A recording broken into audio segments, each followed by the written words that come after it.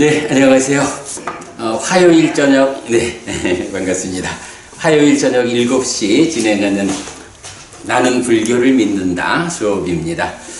우리가 지지난주부터 제3장, 아니죠, 제4장 제자들, 상가에 대한 공부 시작했어요. 그래서,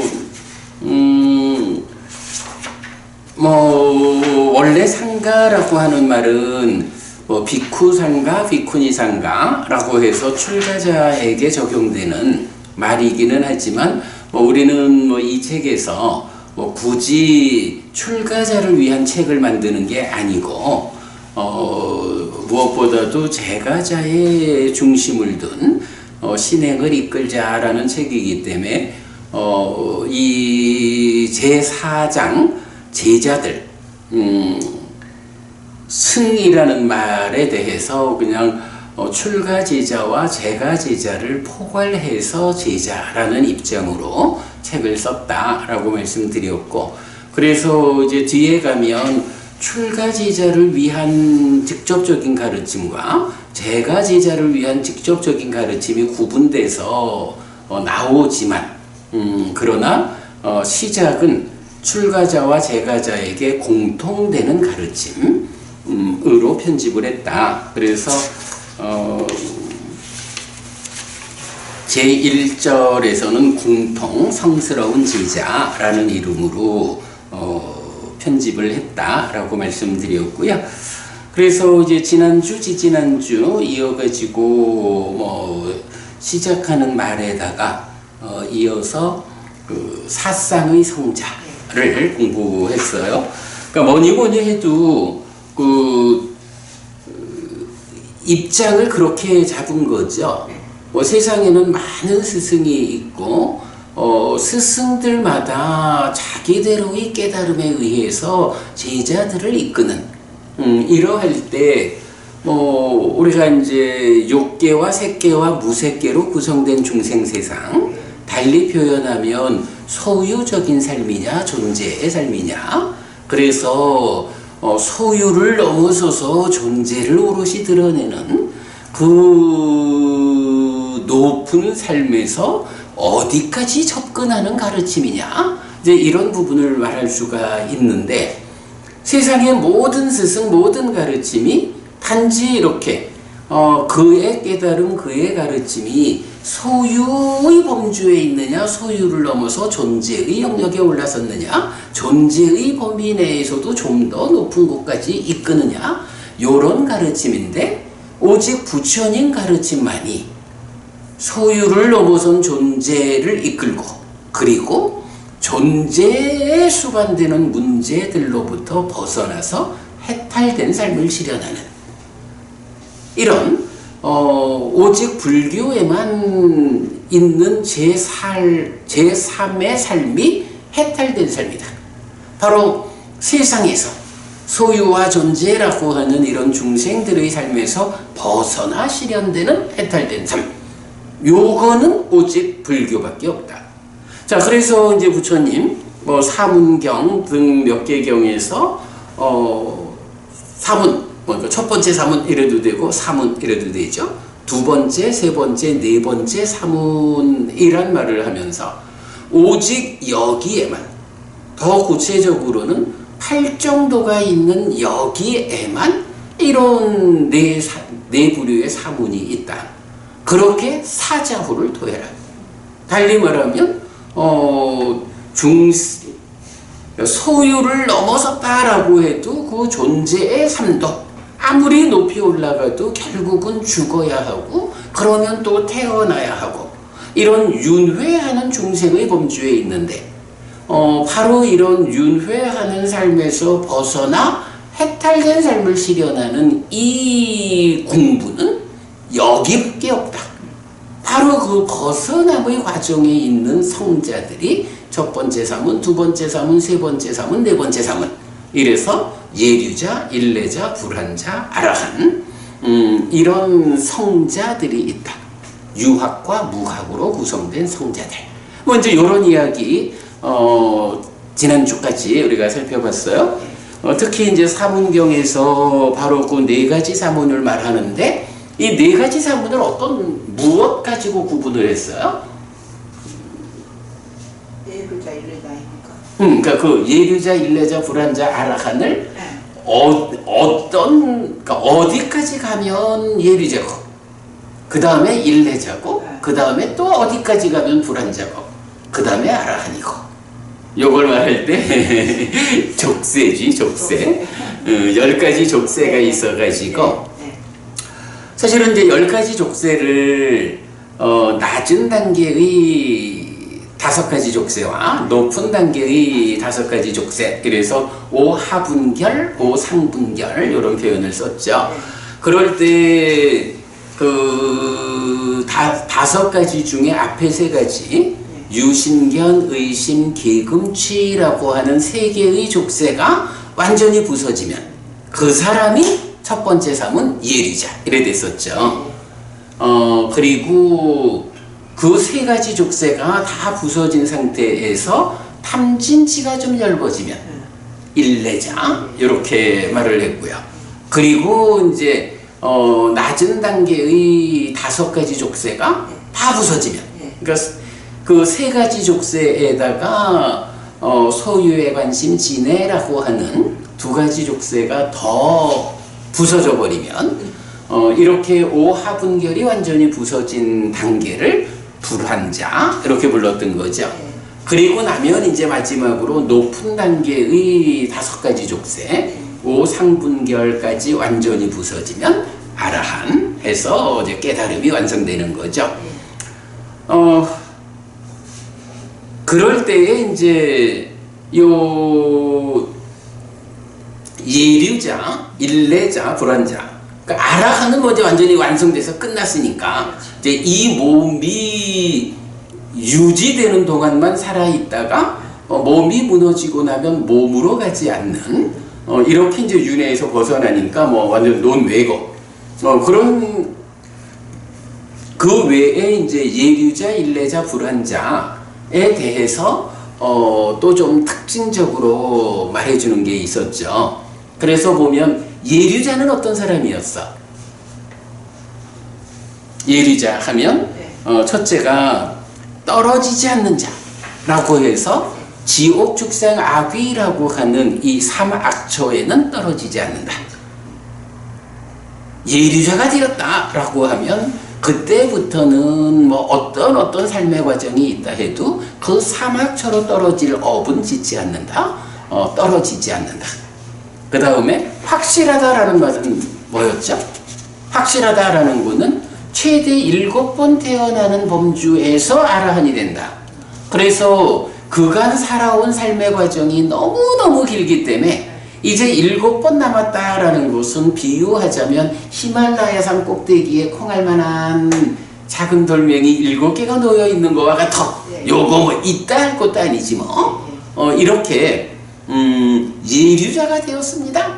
이제 최대 7번 태어나기 이전에 깨달아 아라한이 됩니다. 이게 최대 7번이기 때문에 지금 예류자가 된 금생에 깨달을 수도 있는 거고 뭐 몇 번 더 태어날 수도 있고 이런 거잖아요.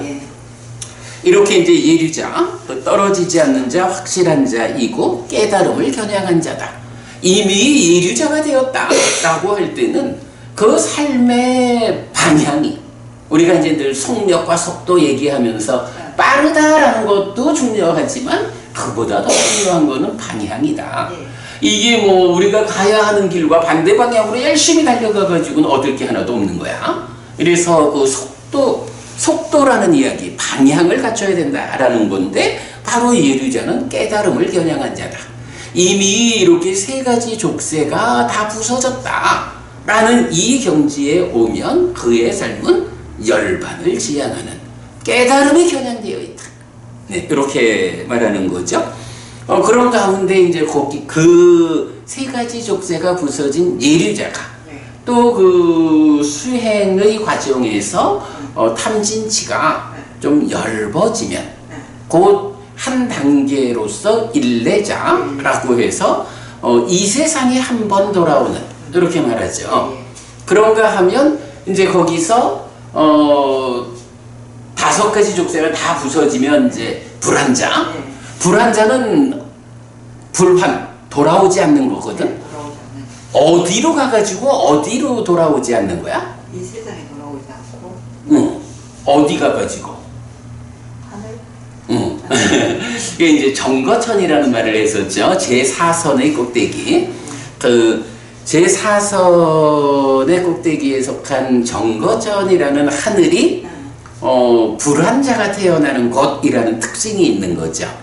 사실은 무색계, 뭐 공무변조, 식무변조 이런 무색계는 제4선보다 더 높잖아. 네. 그런데도 그와는 별개로 불환자는 정거천에 태어나는 거야. 그러면 여기서 이제 그 표현을 하죠. 그 세상으로부터 돌아오지 않는다 불환자. 일례자는 이 세상에 한 번만 더 온다 일례자. 이래잖아. 네. 그 세상이라는 거는 불환자가 태어나는 정거천이고 이 세상에 한 번 더 온다라는 것은 욕계, 색계, 무색계라는 이 중생 세상에서 색계에 속한 제4선의 정거천 요만큼만 그 세상으로 빼놓고 그 나머지 중생 세상으로 한 번만 오죠. 그런데 그렇다고 해가지고 정거천을 제외한 모든 세상에 한 번 이건 아니야. 왜냐하면 예류자가 되면 이미 지옥, 축생, 악귀로는 안 가잖아. 그러니까 예류자 이상이 되면 태어난다 해도 인간이거나 하늘에 태어나거든. 그럼 일례자라고 하는 이 존재는 한 번 온다. 이 세상으로 한 번 온다라는 이 말은 정거천을 제외한 불환자의 영역을 그 세상이라 하고 그 세상을 뺀 나머지 이 세상, 인간 세상과 천상, 여기에 한 번 오는 경지. 이제 그만큼의 경지가 이제 예류자에 더해가지고 탐진치가 10번진 이렇게 말하는 거죠. 그리고 이제 불환자는 아역한 정거천 이렇게 이제 그 예류자, 일례자, 불환자라고 하는 그 유학의 성자들에 대해서 설명이 되죠. 그리고 나면 이제 네 번째 사문 아라한은 10가지 족쇄가 다 부서진 건데 이제 그 경우를 뭐라고 말하냐 하면 뭐 10가지 족쇄라는 게 기본적으로 번뇌 위에 있는 거잖아. 중생의 삶. 그래서 번뇌들이 부서졌기 때문에 번뇌가 없는 상태. 그 상태가 심해탈, 해해탈. 달리 말하면 부동의 심해탈. 요렇게 이제 깨달음이 완성되면 아라한. 이래가지고 이 사상의 성자가 정의가 되는 거죠. 그리고 부처님 어쨌든 이 사상의 성자는 여기밖에 없다. 8정도가 있는 여기에만 사상의 성자가 있다. 세상에 나가가지고 누구를 만나도 사자후를 토해라. 그대들이 욕계에서 인간으로 살면서 조금 높은 욕계의 하늘에 태어나는 거로 만족하려 한다면 그런 스승은 많을 것이다. 그거는 좀 넘어서 가지고 색계 무색계 존재의 삶으로 올라갈 거요 라는 거로 만족한다면 그래도 그 정도를 이끄는 스승은 많이 있을 것이다. 그러나 그것으로 만족하지 않고 내가 다시는 태어났기 때문에 늙고 죽어야 하는 이 윤회하는 근본 괴로움으로부터도 벗어날 거요. 깨달아 윤회에서 벗어날 거요. 해탈된 삶을 실현할 거요. 라고 최상의 목적점을 갖는다면 거기에 대한 답은 부처님밖에 없다. 오직 불교 여기에만 있다. 이 사자후를 도와라. 사실은 이게 불교가 가지는 경쟁력이에요. 뭐 요즘 세상은 뭐 한국도 참 기독교, 천주교 뭐 합해서 하여간 기독교가 한국을 지금 완전히 장악하고 있지만 사실은 이게 부처님의 가르침에 즉 불교가 교리적으로 부족해가지고 한국에 불교가 좀 위축되고 기독교가 힘을 얻는 게 아니라 가르침에 그러니까 스승의 능력은 부처님이 으뜸이요. 가르침도 부처님 가르침이 으뜸이요. 오직 여기에만 이런 해탈된 삶이 있어. 가능해. 가장 높은 경지는 불교밖에는 답이 없어. 그런데 문제는 이 한국 땅에 다양한 조건들, 뭐 정치, 경제, 뭐 전쟁, 뭐 이런 다양한 조건들이 결합해 있다 보니까 이런 으뜸된 스승의 가르침인데도 불구하고 세간적인 인간들의 그 가치라는 측면에서 기독교가 불교보다 더 힘을 얻게 된, 뭐 이건 뭐 지금 한국 사회의 그야말로 정치, 경제, 문화, 뭐 전쟁, 뭐 이런 다양한 조건들이 그런 결과를 가져오죠. 그렇다 해도 우리는 알아야 되는 거야. 이게 인간들의 조건 때문에 불교가 요즘 좀 위축되고 있지만, 그러나 불교 자체가 기독교보다 부족해서 기독교보다 불교가 열등해가지고 그런 것은 아니다. 우리가 바르게 눈을 뜨고 선택을 하자라고 치면 불교가 답이다. 우리는 그 공부를 하고 있다 라고 불교 신자들은 자부심을 가지고 나서야 되죠. 그래야 이렇게 여기에만 있어! 라고 사자후를 토하면서 주변의 사람들에게 그러므로 그대가 정말로 행복해지고자 한다면 부처님을 따라가야 합니다 라고 포교도 할 수 있게 되죠. 우리 스스로 그런 자부심을 갖지 못하면 포교도 못하지 뭐. 그렇죠. 내 스스로가 안 되니까, 그죠? 예, 그런 부분. 이렇게 그 사문과경 통해서 그 사상의 성자를 지난주 공부했는데, 뭐 그 주제를 이런 의미로 이해를 하면 되겠고요. 자, 오늘 우리 그 사상의 성자, 특히 예류자 관련 공부를 조금 더 하자 그랬거든요. 네. 자, 지난주 드린 교재 보겠습니다. 그래, 지난주 교재 첫 장에는 족쇄경 넘어가고요. 이제 두 번째 장 보면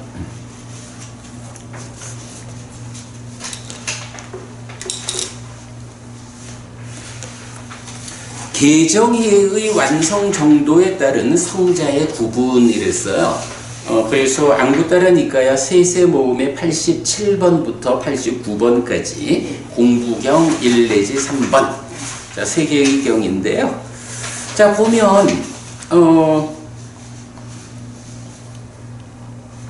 우리가 이제 개라는 게 있고 정, 해라는 게 있잖아. 개고 정은 삼매고 해는 지혜라고. 보통 이제 개정의 삼학 이런 표현을 하죠. 근데 이제 사실 경에서는 개정의를 삼학이라고 쓰지는 않아. 삼학이라고 말할 때는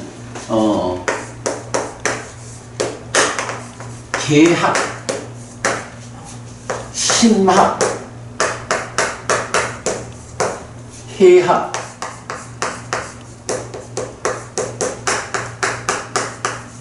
해서 요게 세 가지 공부다. 원래는 요렇게 개, 심, 해, 삼학이고 그 개학은 개를 닦는 거, 심학은 삼매를 닦는 거, 해학은 지혜를 닦는 거. 그리고 요거는 세 가지 무더기, 우리 오온이라고 하잖아요. 요거는 개정의 세 가지 무더기다 이렇게 표현을 해요. 그래서 개학, 심학, 해학이라는 세 가지 공부가 개정의 세 가지 무더기를 닦는 것, 이런 의미가 돼요. 자, 요럴 때에 이제 이 공부경 1 내지 3번 세 개의 경에서는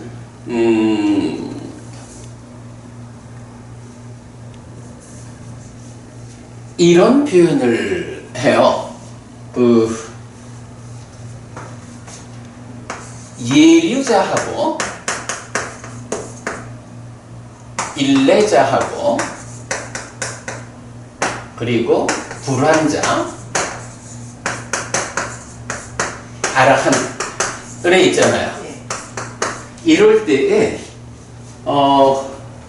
예류자하고 저 일례자는 뭐 거의 무거워요. 왜냐하면 이제 아까도 봤지만 일례자는 사실 불환자 가는 가운데 3개의 족쇄를 끊었고 5개의 족쇄를 끊었는데 그 중간에 함진치가 얇아진 이런 식으로 나오잖아. 그래서 족쇄를 기준해서 보면 3개 끊은 단계니까 사실 일례자는 예류자와 비슷한 이렇게 본다면 예류자, 일례자는 그 계를 완성했다 이렇게 나와요. 계를 완성했는데 삼매는 어느 만큼 닦았다. 그러니까 완성하지 못한 거야. 그리고 지혜도 어느 만큼 닦았다.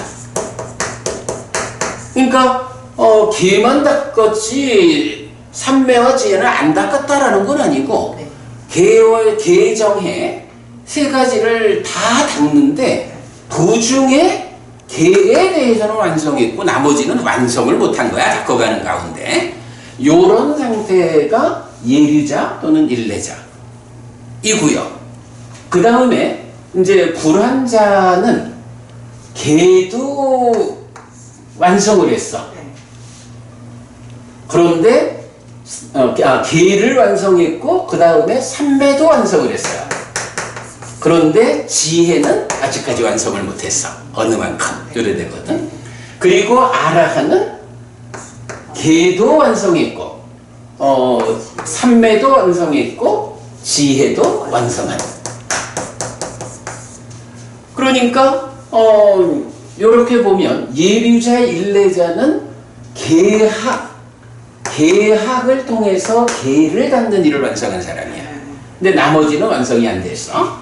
불환자는 계학에 의해서 계를 닦는 일도 완성되고 심학에 의해서 삼매를 닦는 일도 완성된 거야.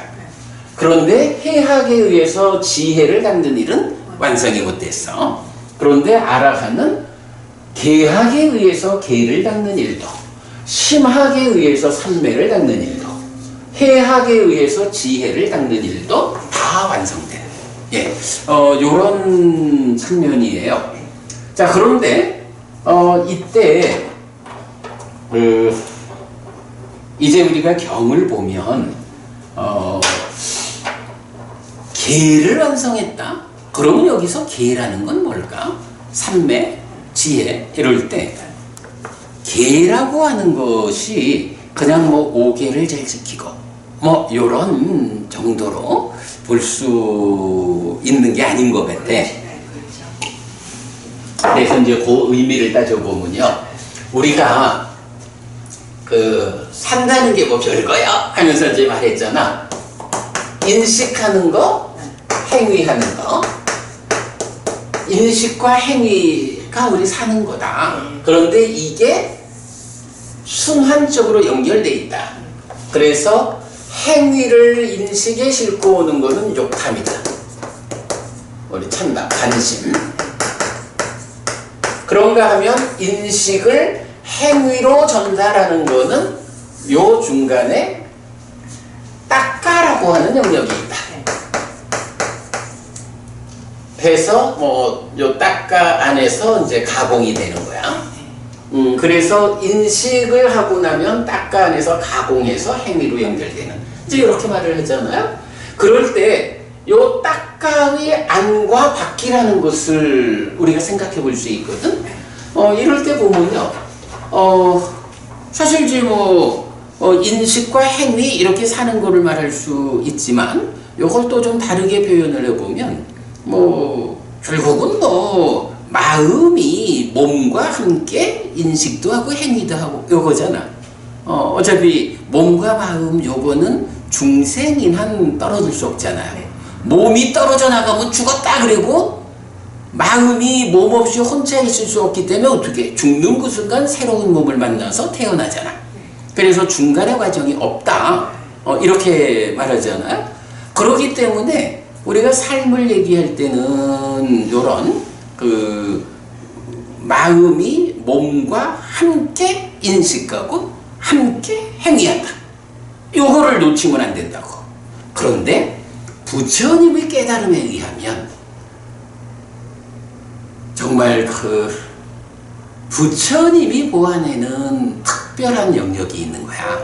그게 뭐냐 하면 우리 삶이라는 게 이렇게 인식하고 행위가 순환적으로 연결되는데, 몸과 마음이 함께한, 마음이 몸과 함께, 마음은 몸을 떠날 수 없어 중생이란 요래되는데, 특별하게도 나의 내면에 가면 마음이 몸을 떠날 수는 없지만 작용의 측면에서는 몸에 참여 없이 마음 혼자 작용하는 이런 영역이 있다는 거야. 사실은 우리 인식이라고 하면 우리가 자주 말하는 거죠. 해피 스님이 보는 자가 되어가지고 보이는 자인 이티카버부님을 보잖아. 그럴 때 이 보는 자가 어떻게 구성되어 있나? 안식이라고 하는 보는 마음만 있으면 보나? 아니죠. 육체적인 눈이 없으면 못 본다고? 그러면 마음은 없는데, 마음은 딴 데가 있는데 눈만 뜨고 있다. 눈에 상이 맺혔다라고 하면 보나? 아니라고? 마음이 딴 데가 있으면 눈 뜨고도 못 본다고. 그죠? 이래서 본다라는 거, 인식한다는 건 기본적으로 마음이 육체적인 눈, 마음이 몸과 함께 해야 보고 듣고 냄새 맡고 이래야 하잖아. 인식이라는 게 그렇게 몸과 마음이 함께 하는 거라고. 그리고 행위를 하는데도 신업, 구업, 의업 이렇게 말할 때요. 의업이라고 하는 것이 마음이 뇌와 함께 하는 영역 이렇게 이제 생각하는 거 이렇게 이제 의업이잖아. 그 의업이라는 것은 사실은 심이라는 마음이 뇌와 함께 생각하는 요 과정이 되잖아. 그리고는 이제 그게 다음 단계로 가서 몸을 움직여서 뭘 하느냐, 말을 움직여서 뭘 하느냐 이렇게 되니까 행위라는 것도 마음이 몸과 함께 하고 있다고. 그래서 인식도 행위도 마음이 몸과 함께 하는 거야. 그런데 이제 부처님은 바로 요 인식을 가공해서 행위에 전달하는 딱가라고 하는 요 영역, 요 영역은 물론 마음이 당연히 몸을 떠날 수는 없어. 그러나 작용이라는 측면에서 몸의 참여 없이 마음 혼자 작용하는 이런 영역이 있는 거야. 그래서 우리가 이 딱가라고 하는 거 가래의 형성 과정, 그리고 부처님 깨달음이, 부처님 내가 성취한 법이 무엇냐? 딱가처럼 딱가의 영역을 넘어선 것이다. 이 딱가에서 가래가 생겨나는데 딱가의 영역을 넘어섰다? 이 딱가에서 가래가 생겨나지 않는 삶을 성취했다. 가래가 괴로움의 원인이니까 가래가 생겨나지 않는다. 가래가 소멸하면 괴로움이 소멸한 거예요. 깨달은 거예요. 부처님 하여간 딱가의 영역을 넘어섰다. 더 이상 가래를 만들지 않는다. 이렇게 말하는 게, 그 가래가 부서지는 게 바로 몸에 참여 없이 마음 혼자 작용하는 요 내적인 영역에서, 그러니까 사실은 우리가 마음이 몸과 함께 인식하고 행위하는 건데, 그게 몸에 참여 없이 마음 혼자 인식하고 행위하는 내적인 영역이다라는 게 사실은 이런 영역 자체를 생각도 못하는 거야. 그런데 이제 우리가 경을 통해서 부처님이 설명하는 가르침을 보니까 이렇게 몸에 참여 없이 작용하는 영역이 있구나. 거기서 가래가 생기는구나. 그러면 일반적으로 상상하기도 힘든 그 내적인 영역을 이제 부처님이 알려주니까 우리가 볼 수 있게 됐고, 거기에서 생겨나는 문제를 해소하고 깨달을 수 있는 거잖아. 자, 요렇게 보면 산다는 게 한 가지로는 인식하고 행위하는 거, 이렇게 보면 되는 거야. 또 한 가지는 뭐가 있느냐 하면 딱가라는 것을 놓고 딱가의 안이냐 바뀌냐. 딱가의 안이라는 것은 몸에 참여 없이 마음 혼자 작용하는 영역이고, 그 바깥쪽 행위, 인식 이 부분은 마음이 몸과 함께 작용하는 영역이고, 이렇게 구분할 수 있죠. 이럴 때 개라고 하는 이거, 개합, 이거는 의미를 어떻게 둬야 하냐 하면 요거 따까의 바깥쪽 마음이 몸과 함께 인식하고 행위하는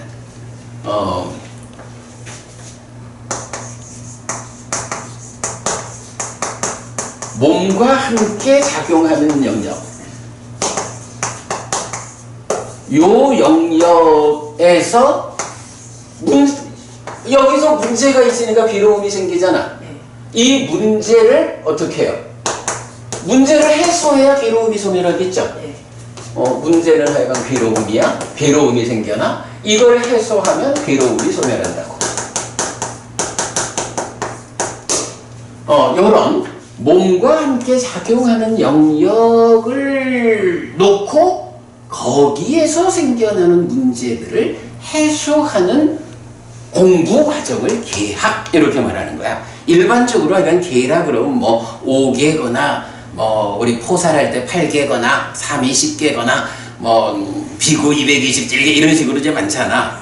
근데 이제 그렇게 말하는 계는 대부분 몸과 말의 행위로 잘못된 일을 하지 않도록 단속하는 것 요런 건데 좀 넓은 의미로 보면 계라고 하는 것은 이렇게 몸과 함께 작용하는 영역에서 문제가 생겨나지 않도록 단속하는 것. 그리고 이걸 이렇게 해소하는 방법이 있겠죠. 이 해소하는 방법을 뭐라고 할까? 이걸 사념처라고 불러요. 사념처라는 수행이 요거야. 자, 그런가 하면 심학해학도 뭐 당연히 뭐 기본적으로는 행위에도 인식에도 다 포함되어 있으니까 행위를 제어하기 위해서 인식을 제어하기 위해서도 삼매도 닦아야 되고 지혜도 닦아야 되고 그러겠죠. 그런데 그게 어느 만큼 닦았다라는 요 얘기는 뭐냐 하면 말하자면 그래 뭐 그냥 개념적으로 말하자면 이 닦아라고 하는 내적인 영역 밖에서 닦아지고 있는 그러니까 우리가 초선을 성취했다라고 해도 이 초선을 성취해서 머문다라는 상태가 몸과 함께 작용하는 영역을 벗어났다라고 모든 경우에 말할 수 없거든. 뭐 그래서 이제 말하자면 삼매나 지혜도 사념처를 닦으면서 삼매와 지혜를 같이 닦는 거야. 그런데 그게 완성이 되었다라고 하려면 삼매가 완성되는 단계는 어디냐라고 하면 이제요 몸의 참여 없이 마음 혼자 작용하는 영역 여기에서 보면 요 이제 우리가 삶의 메커니즘 이래 봐야 되는데 마음이 생겨나는 과정이 있어. 그리고 생겨난 마음이 작용해가지고 가래를 만드는 이런 과정이 있거든. 요때에 생겨난 심이 어떤 내적인 행위, 어떤 행위를 해서 가래가 되느냐 하는 요 부분을 그러니까 요 바깥 부분은 사념처고 요 따까 안에서 마음이 생겨나가지고 행위하는 요 자리에 문제를 해결하는 요 과정을 사마타라고 불러요. 그리고 요 사마타의 과정에서 삼매가 삼매를 닦는 일이 완성되는 거야. 그래서 불환자의 경지는 계학도 완성됐고 이제 심학에 의한 삼매를 닦는 일도 완성되잖아. 요게 이제 보면 그러니까 예류자 일례자는 이 따까 바깥쪽은 완성이 됐는데 안쪽은 아직 완성되지 못했어. 그런데 불환자는 그 중에 바깥쪽 완성에 이어가지고 생겨난 심의 행위 과정에서 가래가 생겨나는 요 과정 사마타 여기까지를 완성한 거야. 그래서 요 과정이 심학을 닦아서 삼매를 완성했다, 사마타 수행을 성취했다. 이렇게 되는 거고. 그런가 하면 이제 마지막 아라한은 계학에 의한 계도 완성됐어. 말하자면 사념처가 완성됐어. 요거고. 심학에서 삼매를 닦는 일이 완성됐어. 사마타에 의해 가지고 삼매가 완성됐어. 하여간 행위. 그리고 아라한은 해학에 의해서 지혜를 닦는 일까지 완성됐다 하는 요거는 뭐냐 하면 사실은 마음이 생겨났다라는 문제 상황에서 생겨난 마음이 행위하는데 어떤 문제가 있어서 가래를 만드느냐, 요거는 생겨난 다음 일이니까 생겨나는 게 1번이고 거기에 행위에서 가래를 만드는 게 2번이겠죠.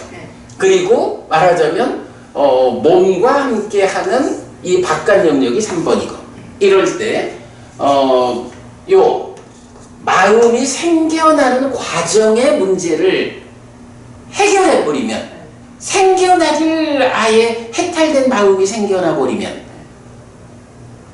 해탈되지 않은 마음이 생겨났을 때는 삼매를 완성하는 과정으로 어떤 일을 해야 되지만, 여기서 아예 마음 자체가 생겨나기를 해탈된 마음이 생겨나 버리면 아무 일도 안 해도 되지.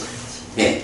그렇게 이제 내려오는 거거든요. 그래서 요 마음이 생겨나는 과정의 문제를 해결하는 일이 완성되면 요게 해학에서 지혜를 닦는 일이 완성된 거고, 그걸 이제 뭐라고 하냐 하면 요 자리, 요거를 윗바사나, 이렇게 말을 하는 거거든요. 그 윗바사나니까 해학이 완성되었다, 지혜가 완성되었다, 이렇게 되는 거죠. 그러면 여기서 볼 때 제가 이제 이 참 이 어려운 이야기를 쉽게 설명하려고 하는데, 보면 삼매도 있고 지혜도 있으면 연결되는 거. 삼매도 기능이라고 하잖아. 지혜도 기능이라 하고. 이런 기능이라는 걸 말할 때는 하나가 더 필요하지. 사띠라는 거. 그지?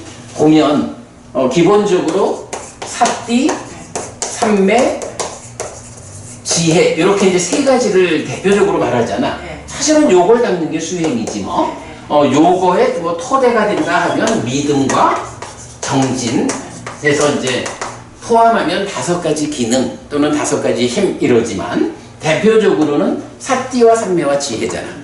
요때 요 사념처가 뭐야? 사념처가 바로 사띠를 닦는, 사띠를 확립한다? 사띠를 힘있게 하는 수행이 사념처잖아. 그러니까 예류자 일례자가 계를 완성했다 하는 요 이야기는 계학을 닦아서 계를 완성했습니다. 그것은 사념처여서 몸과 함께 행위하고 인식하는 고영역의 문제를 해결하는 건데, 그게 사띠라는 기능, 사띠라는 힘을 힘있게 하는 겁니다. 이렇게 되죠. 그리고 나면 불황자 이어서 심학, 삼매해서 사마타, 삼매를 완성하고, 해학은 지혜를 닦는 윗바사나에 의해서 완성하고. 자, 요렇게 이제 세 가지를 볼 수 있는데, 이제 여기서 약간 우리가 요 표현은 법부님 잘 좀 기억을 하면 좋겠는 게, 닦아라고 하는 요 마음이 몸에 참여 없이 마음 혼자 작용하는. 그래서 첫 번째는 여기도 사실은 이제 요 마음을 생겨나게 하는 과정은 2차 인식하는 이제 인식 과정이야. 생겨난 심이 내적인 행위를 해서 가래가 되고, 그리고 나면 가래로서 행위하는 행위와 인식이 순환하잖아. 이럴 때에 몸과 함께 행위하고 인식하는 요 자리 3번, 요 자리에서 사념처라고 하는 수행, 사띠라고 하는 기능, 그리고 이것이 계학해서 계를 완성하는 과정, 요렇게 의미가 되죠. 그리고 닦아 안에서 생겨난 마음의 행위를 제어하는, 그래서 가래를 소멸하는 요 과정이 사마타이고 삼매를 닦는 과정이고 심학이고 이렇게 되는 거죠. 그리고 또 아예 근원적으로 닦아 안에서 마음이 생겨나는 과정, 그 인식에서 생겨나는 그 과정을 해결하는 것이 윗바사나고 해학이고 지혜를 완성하는 요런 3, 2, 1의 순서로 내려오죠. 3, 2, 1의 순서로 완성되죠. 그래서 여기까지 오면 예류자고, 뭐 일레자 포함. 여기까지 오면 불안자고, 여기까지 오면 아라한이고. 네, 이런 구조를 볼 수가 있어요. 약간 요 표로 보여드렸지만 그 공부경 1 내지 3번에서 개정해의 완성 정도를 이렇게 개의 완성 정과 해는 어느 만큼, 개와 정의 완성 해는 어느 만큼, 개정해의 모두의 완성. 이럴 때 그게 공부경 1번에서는 예류자 일레자를 말하고 불환자 아라한 이렇게 말해주죠. 공부경 2번 3번에서는 요건 뭐 사실은 다 똑같은 내용인데 예류자를 좀 상세히 세 가지로 나눴어. 그러니까 예류자가 최대 7번이잖아. 최대 7번이라는 말을 그 셋으로 나누면 최대 7번의 생이 남아있는 자, 신이나 인간 가운데 최대 7번 옮겨가고 윤회한 뒤에 괴로움을 끝낸다. 신이나 인간이라는 말, 사막처에 떨어지지 않는다 요 얘기죠. 그리고 좋은 가문에서 좋은 가문으로 가는 자 이래가지고 2번 혹은 3번 좋은 가문을 옮겨가고 윤회한 뒤에 괴로움을 끝낸다. 2번, 3번 이렇게. 그 다음에 한 번만 싹 트는 자라고 해서 한 번만 인간의 상태로 태어난 뒤에 괴로움을 끝낸다. 이 세상하고 다른 거야. 인간으로 한 번 오는 경지도 있는 거야. 그러니까 예류자는 이렇게 큰 개념으로 말하면 최대 7번인데 그게 약간 최대 7번 요 말에다가 뭐 2, 3번 좋은 가문 그리고 한 번 인간의 상태로 올 수 있는 한 번만 싹 트는 자 이렇게 말하고, 일레자하고는 뭐가 다른 거예요? 한 번만 더 이 세상에 온다. 요거는 인간이거나 정거천을 제외한 하늘. 요 개념 차이가 있죠. 그렇게 설명하고 있고, 불환자에 대해서는 이제 5종 불환, 이래서 5종류의 불환자라고 해서 높은 흐름에 든 자, 색구경 전에 태어나는 자, 행을 통해 행 없이 닿은 뒤에 중반에 완전히 열반하는 자, 이런 개념인데 요건 또 5종 불안에 대해서 달리 공부할 때 설명하기로 하고요. 공부경 3번은 순서를 바꿔놨어. 그래서 이제 내용은 똑같고. 자, 그러면 이렇게 요 표 공부경 1, 2, 3번은 요런 개념. 그래서 요거 진짜 쉽게 말하는 것 같지만 사실은 그 안에서 개학, 심학, 해학이라는 3학이 개정의 3가지 무더기를 닦는데 그게 얼마만큼 닦아졌느냐, 어느 만큼 완성했느냐에 따라서 예류자 또는 일레자, 불환자, 아라한이 구분되고 그 가운데 그대로 사념처, 사마타, 윗바사나라는 수행법, 거기에 사띠, 삼매, 지혜라고 하는 이런 부분, 특히 약간 개의 완성이라는 것을 사념처로 보는 일은 중요해요. 그렇게. 그리고 이제 이 말이 타당한 게 지금 이 경에서 보면 개를 완성한 상태를 예류자라고 하잖아. 예류자라고 하는 이 상태는 사념처를 완성해서 여실직연한, 그러니까 만약 이걸 그렇게 안 보고 개의 완성이라는 걸 5개를 완성했다, 비고 227개를 완성했다. 이런 식으로 보면 몸과 말이 행위만 제어를 해나가면 예리자가 된다는 거. 이래 되잖아. 네. 그래 되면 이건 전혀 얘기가 다르지.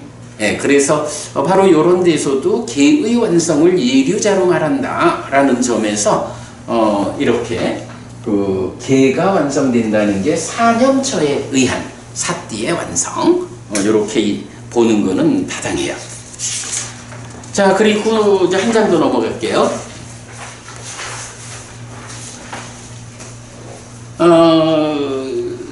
보충 자료 하나로 이제 주제의 확장 AN28 해서 몸이 무너져 죽은 뒤에 라는 말 적었거든요.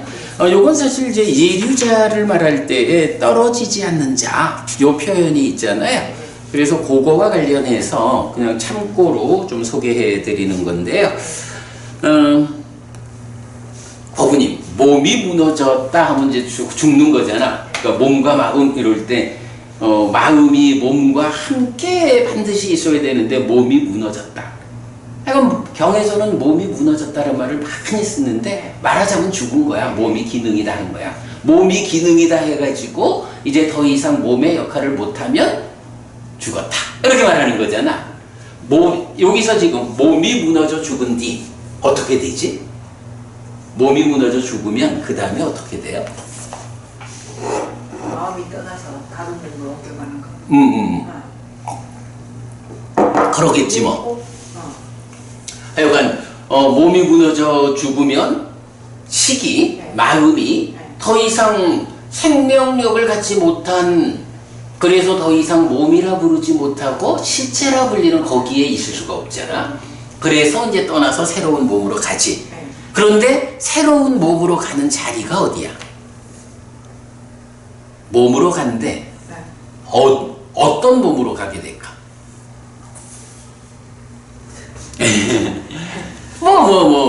어디든 업에 따라서 들어가게. 그래, 업에 따라서 어디든 가지. 그 어디가 뭐냐 하면 지옥의 몸으로 가거나 아기 축생. 축생의 몸으로 가거나 아기의 몸으로 가거나 인간의 몸으로 가거나 하늘의 신의 몸으로 가거나 이래 되겠지 뭐. 그걸 가지고 이제 경에서는 굉장히 많이 나타나는 경우가 그건 이제 요거 읽어볼게요. 까야사 베에다 빠랑 마라나 해서 몸이 무너져 죽은 뒤에의 구문은 538번 나타납니다. 몸이 무너져 죽은 뒤 다시 태어남의 상황에 대해 이렇게 많은 경들을 통해 설명함으로써 윤회하는 삶에 대한 큰 관심을 드러내고 있습니다. 즉, 저 세상이 있다는 것을 태어남의 예시를 통해 알려주고 있는 것입니다. 그래서 이 가끔 보면 제가 법사들도 그렇지만 스님들도 초기 불교에서는 윤회를 말하지 않는다고 이런 사람들도 있잖아. 되게 공부 많이 한 것처럼 이제 그렇게 얘기들을 하는데 나는 그 얘기 들을 때마다 참 저 사람은 경을 본 사람인가? 경을 몇 개라도 좀 봤을까 싶어. 이렇게 많은 경에서 몸이 무너져 죽은 뒤에 어떻게 되는지를 설명하고 있는데 이런 경들 다 배제해야 죽은 뒤의 일에 대해서 윤회에 대해서 말하는 게 없다 이럴 수 있을 거 아니야. 그럼 이런 거 다 빼고 나면 남는 경이 별로 없지. 자, 어쨌든 이제 그런 주제예요. 윤회하는 삶에 대한 큰 관심 이렇게 말하는데, 자, 그 중에 이때 죽은 뒤 좋은 곳에 태어나는 경우는 230번 나타난다. 538번 중에 230번이 죽은 뒤에 좋은 곳에 가는 경우야. 근데 요게 이제 그 문장이 어떻게 나오냐 하면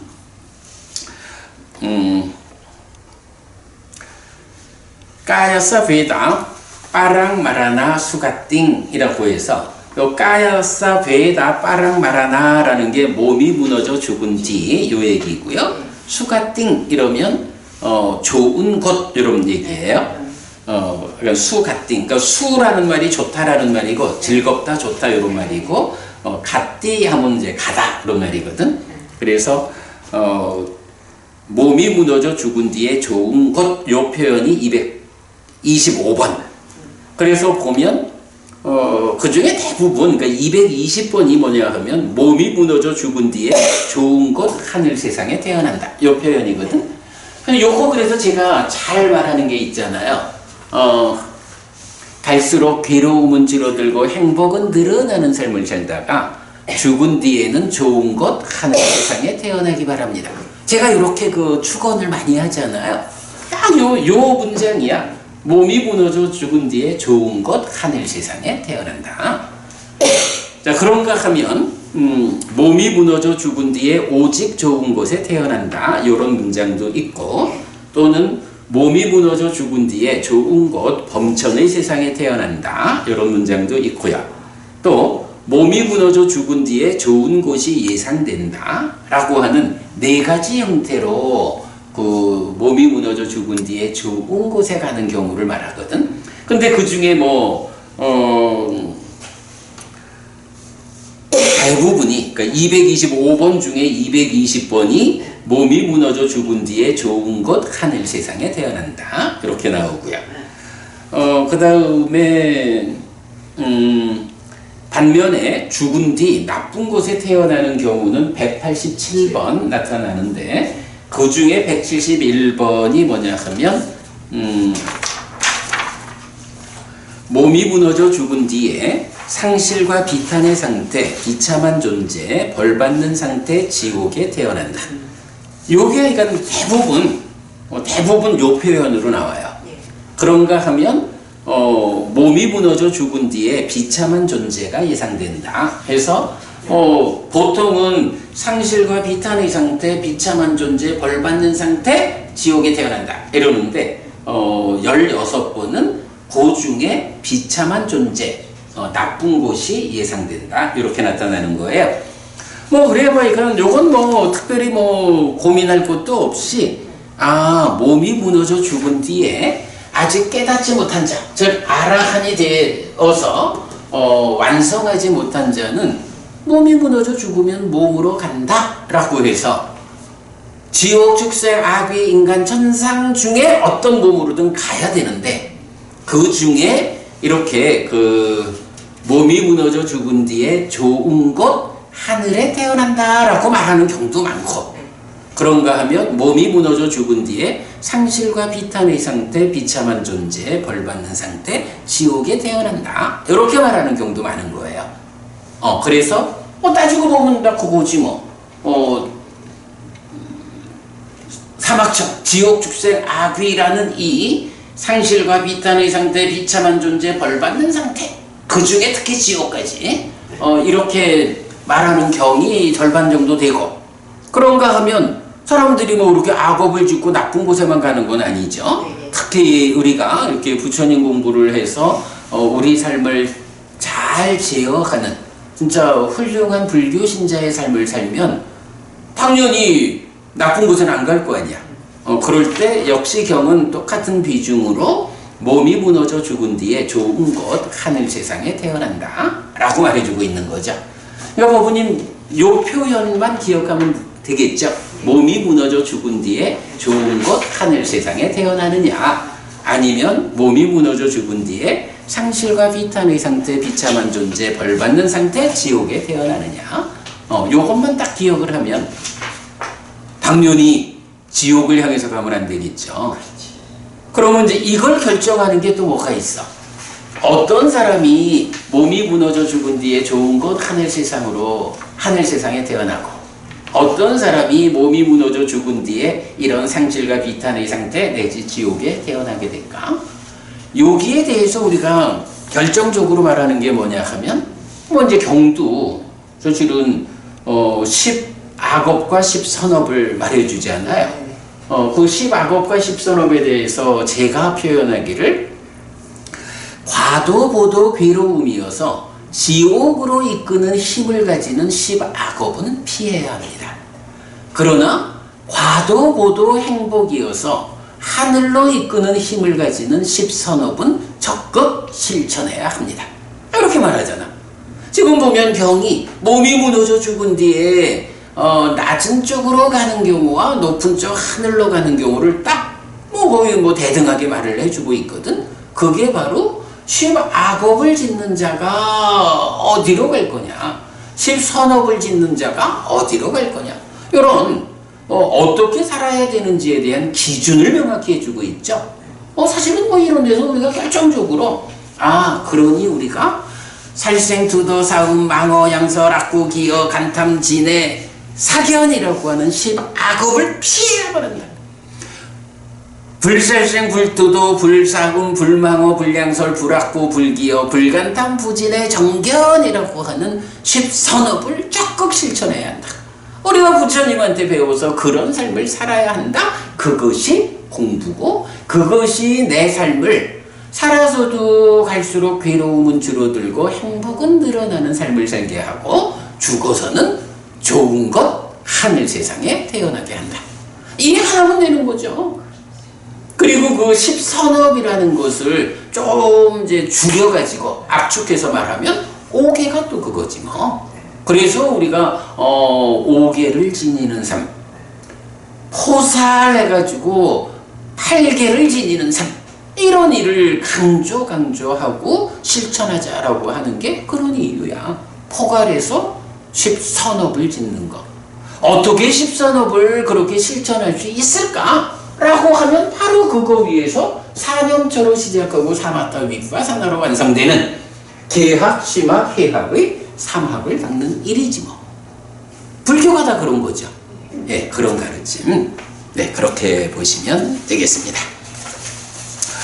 자, 그 다음에 예류자와 관련한 공부 하나 좀 더 하고 마치도록 할게요. 이렇게 이제 예류자 하면 개가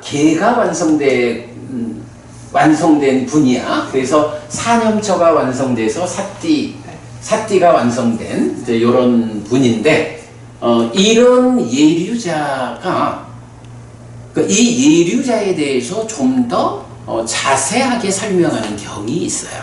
사실은 이거 굉장히 주목해야 하는 경인데, 세상에 보면 내가 예류자요, 내가 일례자요, 이제 이렇게 말하는 사람들이 있어요. 제법 있죠. 특히 이제 미얀마 쪽에 이제 수행을 하시는 분들이 그쪽에선 또 그쪽의 사야도 스승들께서 그래, 그대가 이만하면 예류자가 되었구나, 이제 법을 설하라, 이렇게 이제 또 인가 이런 과정도 있다고 이제 들어 알고 있고, 그런데 이제 하여간 예류자라고 하는 이 경지가 정말로 물론 쉬운 거는 아니지만 그래도 웬만한 노력으로 가능한 걸까? 사념처를 완성한다는 일이 그렇게 좀 쉽게 가능할까? 이제 이런 부분으로 우리가 좀 더 고민을 해봐야 하는데, 마침 요 맞지마니까야 48번 꼬삼비경이라는 경이 예류자는 어떤 삶을 사느냐, 어떤 사람이 예류자냐 하는 것을 구체적으로 말해주고 있어요. 자, 그렇게 설명을 좀 해볼게요. 자, 일단 맞지마니까야 48번 꼬삼비경 전체적인 요약을 보겠습니다. 상가 화합을 위한 6가지 법을 설명하는데, 6번째는 성스럽고 구원으로 이끌고 그대로 실천하면 바르게 괴로움의 부서짐으로 이끄는 견해입니다. 이 견해는 여실직견이고 이 견해를 갖춘 자가 예류자입니다. 경은 성스럽고 구원으로 이끄는 이 견해는 어떻게 그것을 실천하는 자를 바르게 괴로움의 부서짐으로 이끄는가? 라는 질문을 통해 예류자가 갖추는 7가지 요소를 설명합니다. 그래서 예류자의 7요소, 1번 사념처의 완성, 그래서 5가지 장애가 제거되어서 여실직견하는, 우리가 요 여실직견하면 3법인 무상고무아라고 하는 존재의 실상, 존재를 상라가정이라는 전도된 견해로 보지 않고 무상고무아 부정이라는 전도되지 않은 견해를 갖춘 요런 상태를 이제 여실직견, 사실 그대로 알고 본다, 이렇게 말하는 거죠. 예류자가 그래서 어렵다고 말하는 거야. 이렇게 사념처 수행이 완성됐다라는 요 자리가 여실직견이라는 첫 단계의 깨달음의 자리거든요. 이런 무상고 무아라고 하는 이 존재의 실상을 그냥 무상고 무아를 절견하자라고 접근하는 방법이 어디까지 갈지 모르는데, 사실은 예류자가 되기 위한 과정은 나중에 우리가 수행지도라는 측면에서 설명하지만 삼매를 성취하고, 삼매가 성취된 그 이후에 내적인 심해 사마타라는 과정으로 법이 드러나면 그 드러나는 법에 가서 비로소 무상을 관찰해가지고 사실을 보게 되는 이런 거 굉장히 높은 경지의 수행 과정을 말해주거든요.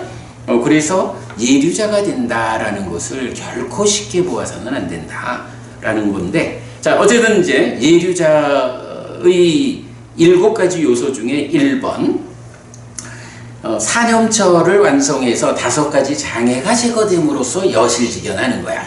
그래서 지금 경은 그걸 뭐라고 하냐 하면 성스럽고 구원으로 이끌고 그대로 실천하면 바르게 괴로움의 부서짐으로 이끄는 견해다. 그러니까 이렇게 무상고 무아라고 하는 바른 견해를 가져야 그 다음에 사마타 윗바사나로 깨달음을 가지. 무상고 무아라고 바른 견해를 보완하지 못하면 사마타 윗바사나로 못 간다, 이런 얘기죠. 여실직견이야. 그 다음에 2번째, 예류자 2번은 사마타 윗바사나를 닦아 깨달음으로 나아간다. 즉 사념처가 완성돼서 여실직견해야 그 다음에, 달리 말하면 이런 거예요. 이런 그 닦아 밖에 마음이 몸과 함께 행위하고 인식하는 그 영역에서 사념처로 사띠 계합 계해서 일례자가 되어야 그때 닦아 안으로 들어가서 사마타 해서 행위를 제어하고 윗바사나 해서 인식을 제어하는, 마음이 몸에 참여 없이 혼자 작용하는 영역에서 이제 이렇게 연결되잖아요. 그러니까 1번에서 사념처를 완성해야, 여실직견해야 그 다음 단계로 사마타 윗바사나를 닦아서 깨달음으로 나가는, 그러니까 예류자의 다음 단계는 결국 요런 단계로 해서 일례자, 불환자, 아라한으로 가는 그 과정을 말하는 거죠. 그러니까 일단은 하여간 예류자가 깨달음을 성취하기 위한 첫 번째 턱에 올라선 거야. 그게 사념처의 완성이고 여실직견이야, 이렇게 말하는 거죠. 그 다음에 이제 예류자의 7요소 3번, 성자는 여기에만 있다. 요거는 이건 우리 사문가경에서 계속 강조하는 거죠. 사자후를 도하라, 여기에만 있다. 그 다음에 예류자 4번, 4번째 요소는 견해를 갖춘 사람의 성품을 말하는데 1번, 계를 범하면 드러내어 참회한다. 예류자도 성자인데도 계를 범할 수가 있는 거야. 그게 약간 조금 어려움은 있죠. 계가 완성됐는데 왜 계를 범한다 하나? 라는데, 사념처에 의해 가지고 완성이 되었다 해도 세상의 문제가 부딪혀 왔을 때 나는 문제가 없어도 세상의 문제 때문에 어긋남이 있을 수 있다. 글쎄 뭐 이 부분은 하여간 좀 더 연구가 필요하지만, 어쨌든 계를 범하면 드러내어 참해야 한다 라는 것이 견해를 갖춘 사람, 즉 예류자의, 여기서 견해를 갖췄다는 건 여실직견, 이런 견해를 갖춘 거죠. 첫 번째 성품이고, 그 다음에 이제 5번째 요소는 견해를 갖춘 사람의 성품 2번 해서 어머니와 같은 생활을 한다. 이거 이제 뒤에 나오지만 동료 수행자들을 어머니가 자식을 돌보듯이 도와주고, 요런 게 예류자인 거야. 네, 그렇게 나오고, 그 다음에 6번 요소는 견해를 갖춘 사람의 힘이 있어. 이런 사람은 공부의 자세를 확고하게 갖추는 거야. 그럴만하죠. 뭐 이미 이만큼 경지에 왔으니까 이어지는 공부를 위한 자세가 확고하겠죠. 그 다음에 마지막 견해를 갖춘 사람의 힘 2번 공부의 동력을 얻는다. 이게 개가 완성됐다라는 게 사띠가 완성된 거란 말이야. 그러니 나머지 삼매 지혜가 완성되는 과정을 갈 수 있는 힘이 생긴 거죠. 예, 이렇게 이제 7가지 요소를 설명해요. 자, 일단 경의 배경에는 꼬산비라는 곳에 있는 비구들이 다툼을 일으키고 갈등을 일으키고 논쟁에 빠지고 서로 간에 입에 칼로 찌르며 머물면서 서로 간에 설득하지도 않고 화해하지도 않아. 서로 이제 비구들 간에 싸워. 부처님이 그 비구들을 불러가지고 확인한 뒤에 질책을 하세요. 그러면서 다툼을 일으키고 갈등을 일으키고 논쟁에 빠지고 서로 간에 입에 칼로 찌르며 머물 때 함께 일때든 혼자 일때든 동료 수행자들에 대해서 자와 함께하는 신업, 구업, 의업을 행하지 못한다. 그럴 때는 오랫동안 손해와 괴로움이 있을 것이다. 그래서 부처님 6가지 법을 기억해라 라고 말씀하셔요. 그래서 이제 이 6가지 법은 뭐냐 하면 상가가 화합하기 위한 6가지 요소가 있다 라고 해서 사랑을 만들고 공경을 만들고 따르게 함으로 갈등하지 않으므로 함께함으로 일치로 이끄는 6가지 기억해야 하는 법이 있다. 요게 상가가 화합하기 위한 6요소다. 그래서 함께 일때든 혼자 일때든 동료 수행자들에 대해서 그러니까 자애가 함께하는 신업, 구업, 의업을 행하라.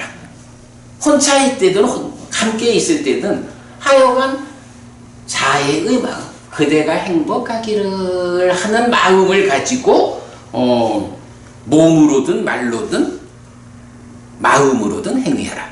그러니까 이게 신구의 3업이니까 3개죠. 3가지 요소가 이렇게 자애가 함께하는 마음, 그대가 행복하기를 바라는 마음으로 행위하자 하는 거고요. 이제 4번째는 적절하고 정당하고 법답게 얻은 것들은 그것이 비록 나누어 사용하지 못할 만큼 얻어진 바루에 담긴 적은 것일지라도 계를 중시하는 동료 수행자들과 공동으로 사용함. 그래 됐어요. 요거 뭐냐 하면 탁발 나가가지고 먹을 거를 이제 탁발 음식을 얻어왔는데 양이 아주 작은 거야. 콩 한쪽도 나눠 먹으라고 그러든가.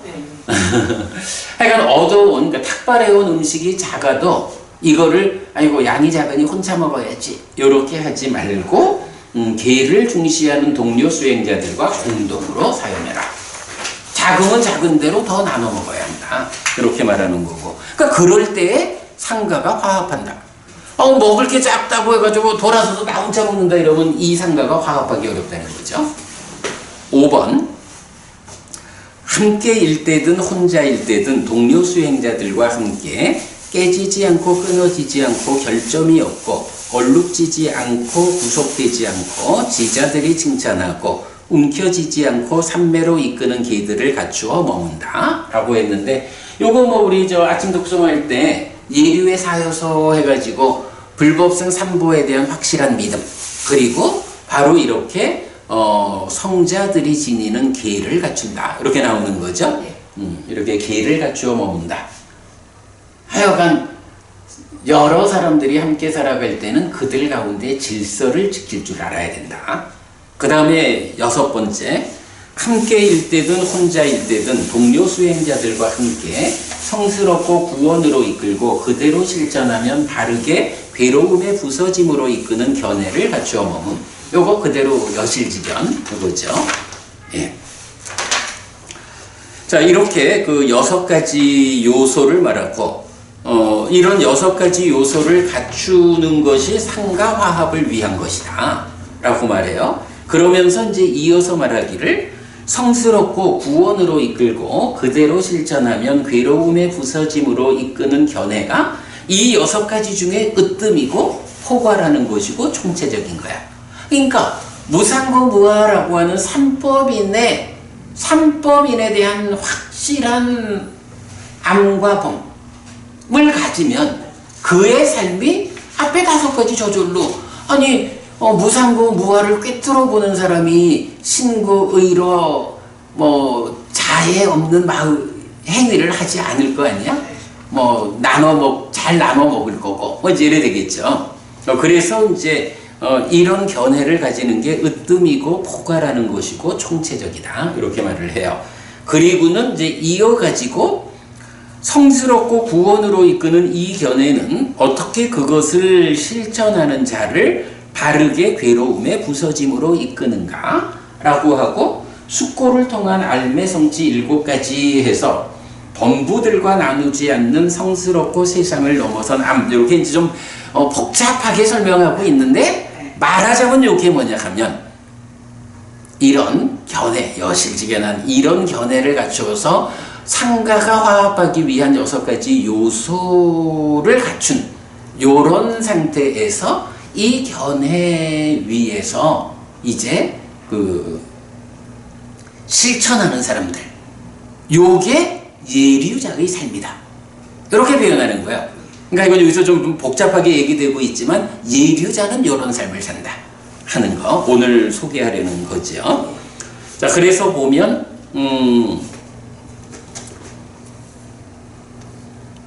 밑으로 내려가서 이제 1번 첫 번째 암부터 볼게요.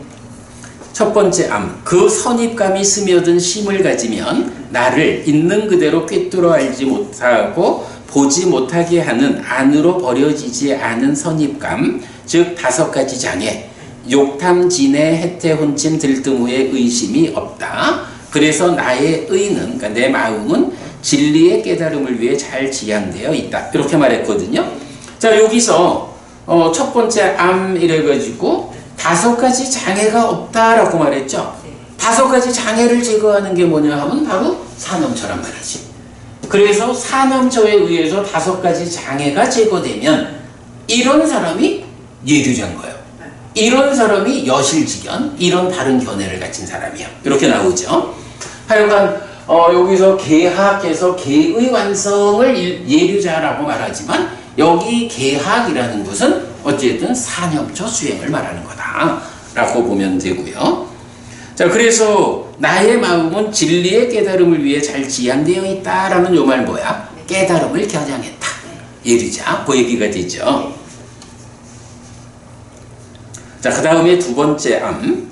내가 이런 견해를 가지고 닦고 많이 행할 때 나는 개별적으로 사마타를 얻고 개별적으로 꺼짐을 얻는다라고 분명히 한다. 요거 이런 견해를 가지고 닦고 많이 행한다라는 게 사념처를 닦고 많이 행해서 그 다음 단계로 넘어간다는 거죠.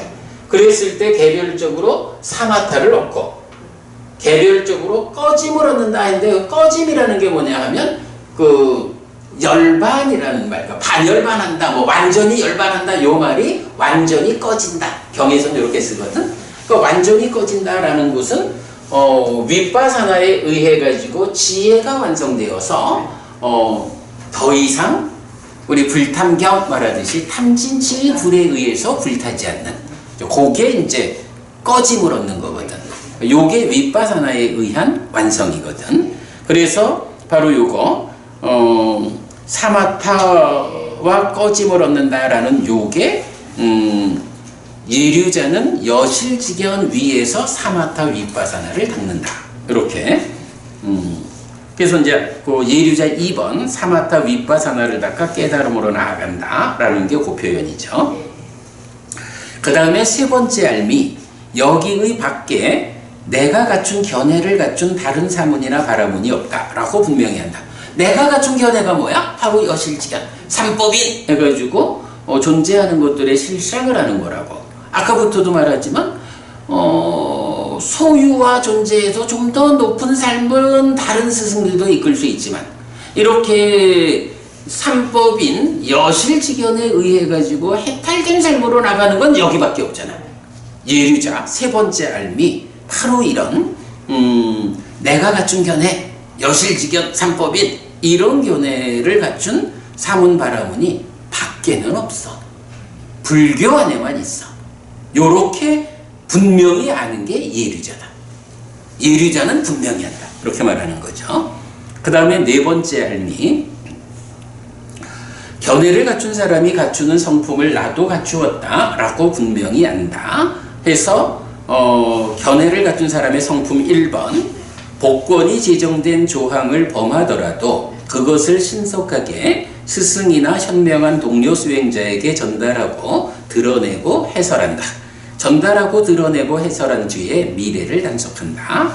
라고 하는데, 요 이제 경의 내용을 보면 계를 범하면 드러내서 참회를 하는데, 예를 들면 어리고 게으르며 자리에서 일어나지도 못하는 어린아이가 손이나 발이 숯불 가까이 가면 재빨리 움츠린다. 어른뿐만 아니라 어린 아무것도 모르는 아이라 해도 뜨거운 데 가면 하잖아. 그러듯이 계를 범했으면 이 계에서 빨리 물러나지 않으면 위험해지는 거잖아. 예, 그래가지고 이렇게 물러나는 요게 이제 행위로 나온 뭐냐 하면 다른 동료 수행자들한테 제가 이렇게 계를 범했습니다 라고 드러내서 참회하는 거. 그렇게 참회함으로써 다시 청정을 회복하는 이제 요거거든요. 그게 이제 견해를 갖춘 사람의 성품 1번인 거야. 자, 그리고 나면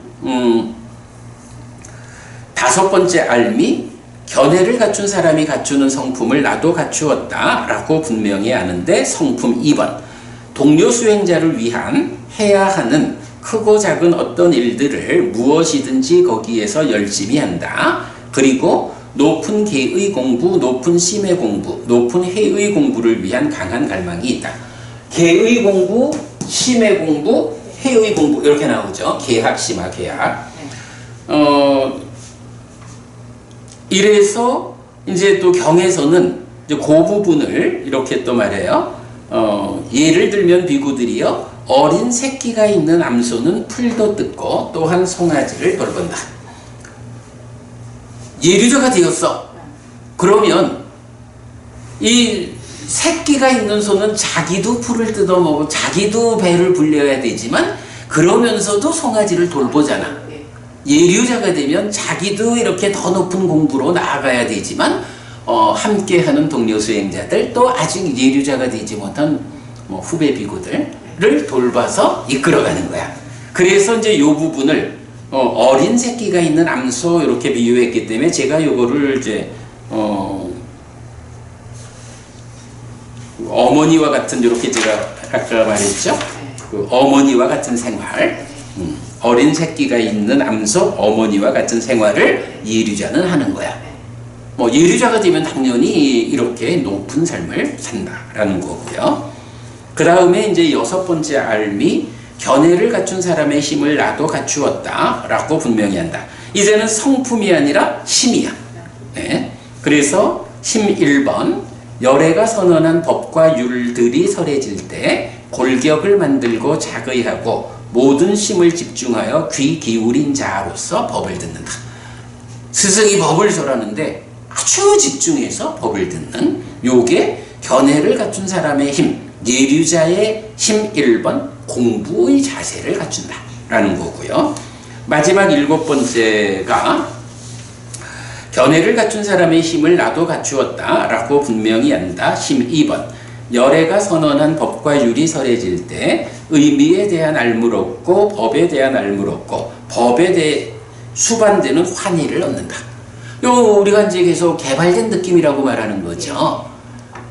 수행하는 과정이 환희, 희열, 행복 이런 기쁨의 과정이니까, 행복의 과정이니까 그 공부를 물러날 이유가 없죠. 그게 뭐야? 공부의 동력을 얻는다. 그렇게 표현한 거죠. 자, 그래서 이제 넘어가 보면 예류자의 성취에서 지금 설명한 7가지 요소, 이렇게 7가지 요소를 갖춘 성스러운 제자에게 예류가의 실현을 위한 올곧고 완전한 성품이 있다. 비구들이요, 이렇게 7가지 요소를 갖춘 성스러운 제자는 예류가를 성취한 것이다. 이래 되니까 어때? 지금 소개한 7가지가 예류자의 요소인 거야.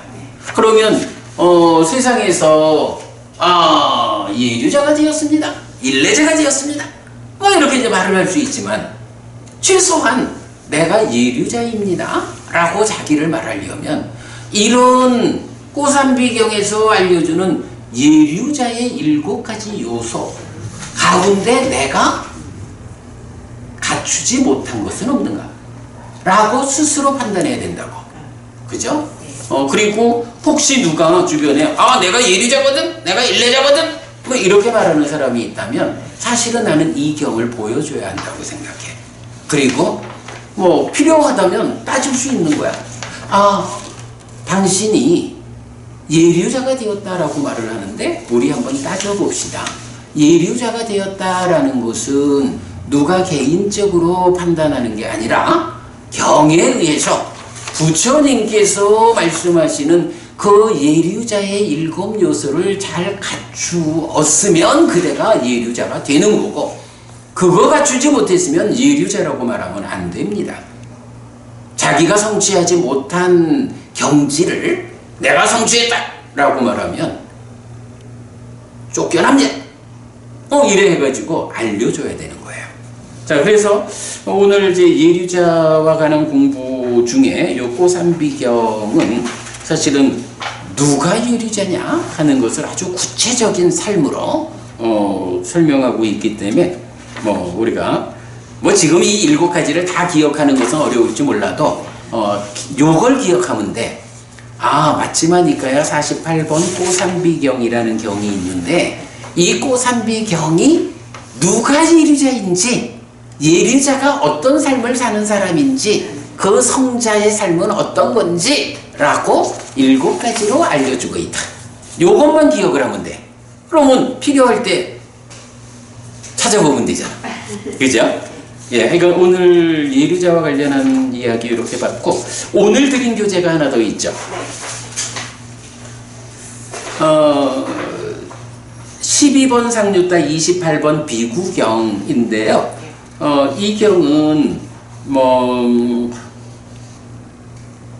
비구는 노사를 꿰뚫어 알고 노사의 자라남을 꿰뚫어 알고 노사의 소멸을 꿰뚫어 알고 노사의 소멸로 이끄는 실천을 꿰뚫어 안다 라고 해서 연기를 12연기를 쭉 알고 자라남을 소멸로 이끄는 실천을 해가지고 4가지 양상으로 아는 거야.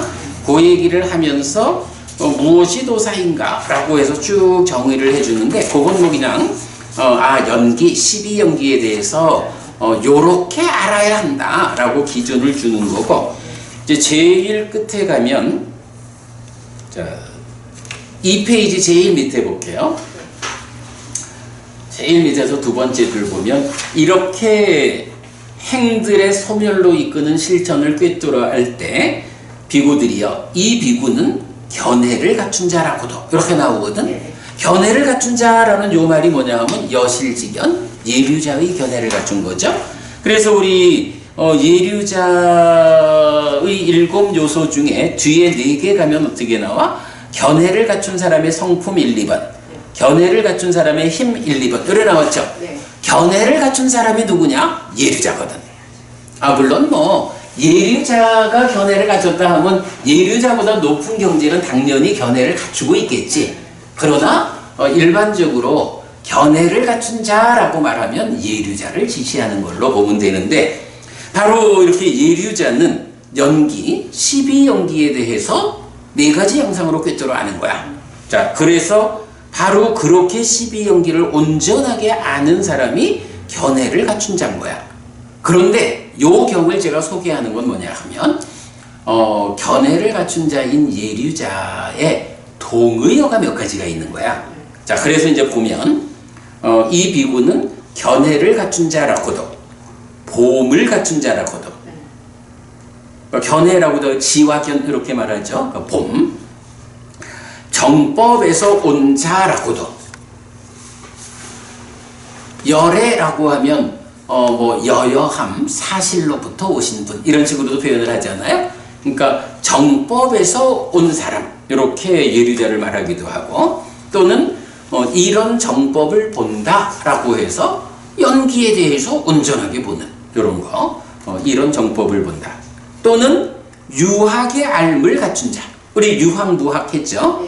그 유학이 갖추는 알미 있다. 바로 연기에 대해서 이렇게 자세히 꿰뚫어 아는 거, 이렇게 되는 거고, 또한 마찬가지 유학의 명을 갖춘 자, 무명이 버려지고 명이 생겨나는 일이 완성되면 아라한이거든. 그런데 그게 뭐 어느 한순간 무명이 싹 사라지는 게 아니잖아. 단계적으로 무명이 부서져 나가죠. 이럴 때 유학의 명을 갖춘 자라고 해서 예류자 그만큼의 무명이 버려지고 명이 생긴 요 상태를 말해서 유학의 명을 갖춘 자 이렇게 말하고, 그 다음에 법의 흐름을 증득한 자라고 하거든요. 예류자란 말이 흐름에 든 자 이래야 되잖아. 그 흐름이 내가 오늘 아침에도 그 얘기했나? 오늘 아침 독송에서도 그 얘기 나왔을 거야. 흐름이 중생들의 삶의 흐름이 있다고. 이 거친 폭류라는 흐름이 있잖아. 그것과 반대해서 열반으로 나아가는 흐름이 있다고. 중생들의 흐름과 열반으로 나아가는 그 역행하는 흐름. 이 역행하는 흐름에 드는 게 예류자거든. 그죠? 그러니까 여기서는 그 역행하는 흐름이 뭐야? 법에 의해서 열반으로 이끌리는 그런 흐름이겠지 뭐. 그러니까 법의 흐름을 증득한 자. 이것도 예류자를 말하는 동의어고요. 그 다음에 꿰뚫음의 지혜를 가진 성자라고도 하고, 또 불사, 죽지 않음의 문에 닿았다. 문을 열고 들어가면, 그래서 불사의 문을 열고 불사의 경지로 들어가 버리면 아라한인데, 아직 문 열고 들어가지도 못하고 불사의 문에 닿았어. 그렇죠? 문에 닿지 않고 문 열고 들어갈 수는 없잖아. 그러니까 문 열고 들어가서 열반을 실현하기 위해서는 바로 그 불사의 문을 열고 가야 되는데, 일단 예류자는 그 문을 열기 위해서 문에 도착한 사람, 이런 개념으로 말하거든요. 자, 그래서 예류자와 관련해서 우리 지난주하고 오늘 상당히 깊은 공부를 했는데, 예류자에 대한 마지막 이야기가 예류자를 부르는 동의어가 있다. 견해를 갖춘 자, 봄을 갖춘 자, 정법에서 온 자, 이런 정법을 본다. 유학의 얄물 갖춘 자, 유학의 명을 갖춘 자, 법의 흐름을 증득한 자, 꿰뚫음의 지혜를 가진 성자, 불사의 문에 다 머무는 자. 9가지나 나오네. 이런 예류자야. 그래서 우리가 이건 예류자가 4가지 사문 중에 첫 번째 단계라고 해도 결코 낮은 단계로 봐서는 안 된다라는 거. 자, 오늘 하여간 이런 개정해의 완성으로부터 해서 좀 포괄적인 이야기, 그리고 이어가지고 예류자에 대해서 이 정도 했으면 우리가 예류자에 대해서 잘 알았고, 아니 사실 이게 예류자를 알아야 되는 게, 우리가 당장 예류자를 실현하기는 어렵지만 그래도 우리가 가야 하는 길, 궁극적으로는 아라한이 되는 거잖아. 근데 아라한이 문 열고 들어간 자리라면 문 앞에 도착하지 않고는 문 열고 못 들어가잖아. 그래서 예류자가 우리가 지향하는 그 목적점의 첫 단계라고. 그래서 경에서 보면 비고들이 출가하는데 출가의 목적이 뭐냐? 궁극적으로는 아라한 되기 위해서 가잖아. 근데 경은 그래. 비고가 출가하는 목적이 예류자를 실현하기 위해서다. 예류자만 되면 어떻다고? 깨달음이 결정되었잖아. 최대 7번 안에 깨닫잖아. 그러니까 출가자, 비구가 된다라는 것도 그 목적이 1단계로는 예류자가 되는 거야. 예류자만 되면 그 다음에 아라한이 되는 거, 윤회에서 벗어나는 이 완성은 결정된 거야. 이렇게 예류자를 강조하거든요. 그래서 이건 지난주 오늘 해가지고 예류자와 관련한 상당히 많은 이야기, 깊은 주제 살펴봤어요. 자, 이렇게 예류자 이야기 마무리하도록 하죠.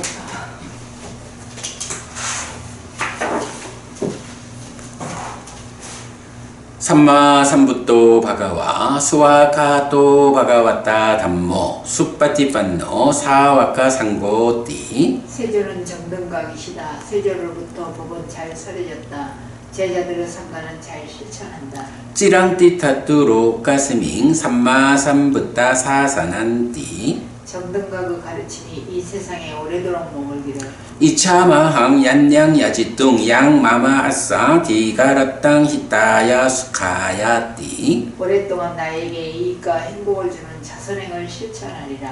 이당다낭 페따낭 냐띠살로 히따낭 우파까빠뚜 이당다낭 페따 냐띠살로 히따 파리분잔뚜띠 이 보시가 돌아가신 친지와 혈육들에게 도달하기를. 이 보시를 돌아가신 친지와 혈육들이 사용하기를. 오늘도 우리가 훌륭한 법의 등을 함께 달았습니다. 이 법의 등의 공덕이 오랫동안 여러분들에게 이익과 행복으로 함께하기를 바랍니다. 또한 오늘의 이 법보시의 공덕이 여러분 생각하시는 그분들에게 도달하고 사용되기를 바랍니다. 수고하셨습니다. 수고하셨습니다. 우리 파트너 히티카 법부님 오늘 수고 많이 하셨습니다. 사실 굉장히 좀 어려운 주제가 많았죠 오늘. 네. 그래도 눈도 오늘 말씀을 지금. 그래야 중간에 막 닦더라. 네. 그러니까 이건 좀 어려운 주제이긴 했지만 그래도 잘 정리해서 도움이 많이 될 거예요.